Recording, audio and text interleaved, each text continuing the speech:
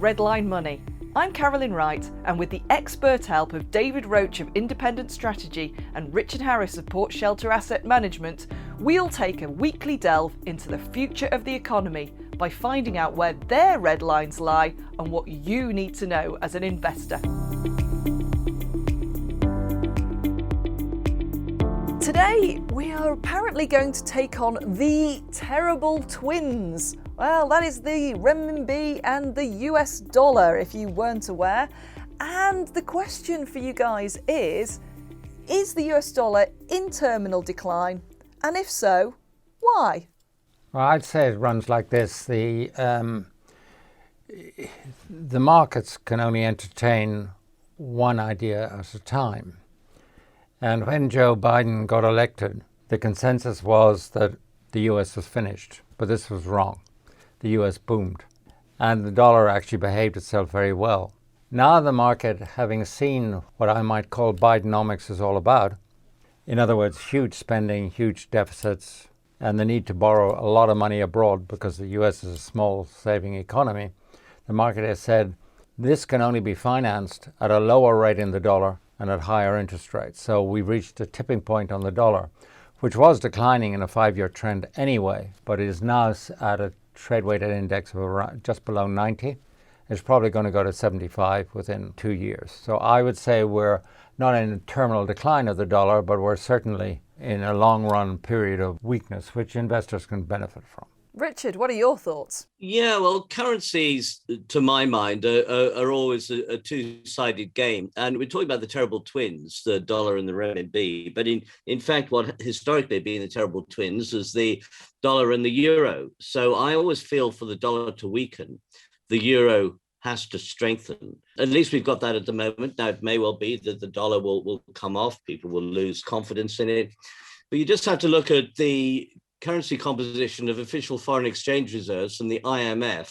At the moment, claims in Chinese renminbi 214 billion out of 11.8 trillion total foreign exchange reserves. US dollar is still 6.7 trillion. The euro is still 2.2 trillion. So we've got to have an enormous amount of weakness for that to turn around. And I'm not sure there's enough time for the renminbi ready to catch up. I think the other point in the terrible twins is the renminbi. What do they want? Well, obviously China wants to demonstrate that it's an extremely strong, healthy, happy place, which means a strong currency, which means a weaker something else, as Richard has said, and that's the dollar. So they would like to see the gradual replacement of the dollar by the renminbi, including for international trade, and that also actually feeds into their story of having a central bank controlled digital currency. But the question really today for investors is, has the policy in China changed? Are they now into a strong currency game?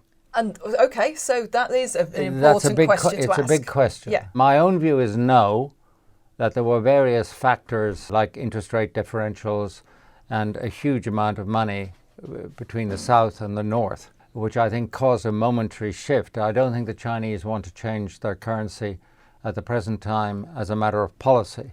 So they'll probably hold it with a gradual pace of appreciation, both slightly weaker against the euro, stronger against the dollar. But this is not a big step change in policy in China. And I think that's important for investors. Yeah, I think it's reasonable to expect that the renminbi is going to slowly appreciate. I don't think the authorities will allow it to appreciate fast. And equally so, I think that the weakness would also imply an element of political weakness too to the rest of the world. So a slow appreciation, I think, is certainly on the cards. But to take the huge leap of saying, well, this is going to lead to the Chinese currency being a reserve currency of the world, I just don't think it's going to happen. I don't think currencies in terms of being reserve currencies are made. It just happens. And it happens over a very long period of time through credibility. And the US has maintained that credibility now for nigh on 100 years. It's going to take an awful lot to knock it off that pedestal. The other problem that the Chinese currency has, of course, is convertibility. If you can't really rely on the fact that not only can you put your money into the currency, but you can also get it out at will, that also implies an issue with the credibility. So convertibility and credibility are the two key factors that the Chinese currency has to get over before it can really start to be used truly as a world currency. You've brought up those two key issues. Can they overcome those? How would they overcome those? Well, I'd say I don't think actually, to disagree with Richard, that the change in the parity of the dollar has anything to do with the reserve currency status of the dollar, which is not something the Americans created on purpose. It's just something that fell out of the dominant trading position and the fact that they have the best stock of risk-free assets where people can park surplus dollars in the world trading system. But I don't think the change in the allocation of international reserves is something that drives the currency. I think actually it follows the currency. Okay. That very gradually, as the dollar declines, the allocation of international reserves will change, but it will not be the driver of it. And I would say if you go back 5 years, then I mean the dollar 5 years ago, the dollar index was at 103. It's now below 90. So actually it's gone down in pretty well a straight line. And the dollar reserves have really not that much, though they've been affected by that change in the exchange rate. Just thinking a little bit further back in history, I'm always reminded of the binds that a number of people got into. In the early double O's, we had the same sort of thing. We had fairly good markets. We had fairly good economic positions right up to around 2008. And the dollar declined then because people felt they had the ability maybe to invest overseas into Swissy or yen or all sorts of stuff. So they moved out of the dollar, and that was a period of dollar weakness. The second we had the global financial crisis, the dollar appreciated to such an extent that it bankrupted a lot of people who'd been playing the weak dollar game. And I think that even now, if we do have a crisis of some kind, it may be an inflation crisis in the US, so it could be rather counterintuitive. But if we do have a crisis, I think people come flooding back to mama, flooding back to the dollar, because that's where they'd want to keep their drop dead money. Let's wrap things up today by talking about just a quick one on what that crisis could look like should it happen, and what investors need to know. Well, I think the crisis, if there was to be a crisis, but actually the forecast I'm making for the dollar is not based on crisis, it's based on trend, which is the financing deficit of the United States. But if you're looking for a crisis, I would still look to the geopolitical arena. So it's either Russia decides to use a few minor ballistic missiles on Ukraine just to show who's boss, or, there is a major showdown with China, very probably about what's happening in the South China Sea. Richard?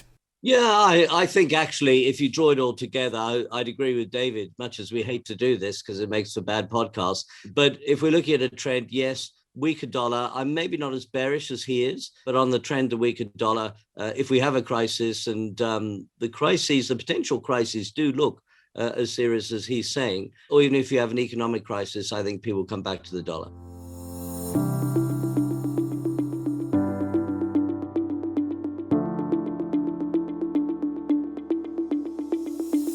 Redline Money takes the expertise of David Roach and Richard Harris as they talk markets, prices, bubbles and busts, and some even more interesting topics. David and Richard have nearly a century between them of searching for the red line in bull markets and bear. Hear what the crowd isn't saying about current markets and price moves in the long term and even longer. Back to the Egyptians. See markets as an engineering system, a biological organism, or as the behaviour of subatomic particles. You don't get this anywhere else, and you know it makes sense. I'm your host, Carolyn Wright. Music is by Tim Moore of Pixabay, and Redline Money is produced in Hong Kong. It's available at redlinemoney.online.